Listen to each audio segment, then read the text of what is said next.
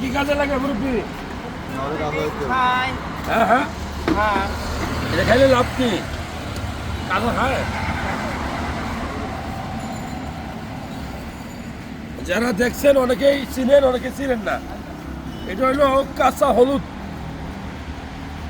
খুব উপকারী। যদি নিয়মিত কেউ কাঁচা হলুদ খেতে পারে তার লিভারটা ভালো থাকে। আর এই কাঁচা হলুদের গুঁড়া আপনি যদি নিয়মিত মুখে মাখেন মুখে, তাহলে আপনার স্কিনটা ভালো থাকবে। আমি বলবো এই যে এই হলুদের অনেক উপকারী দিক। এখানে আয়রন আছে, আয়রন প্রচুর পরিমাণে আয়রন আছে। এটা মশলা মূলত আসলে, এটা যদিও দেশি হলুদ না, তাই না, এটা বিদেশি। আর দেশি বিদেশি বুঝি না, আপনার এই দেশে তৈরি হয়েছে এখন এটাই দেশি। তবে এই কাঁচা হলুদ খেতে পারলে আপনার লিভার ভালো থাকবে, রক্ত পরিষ্কার হবে।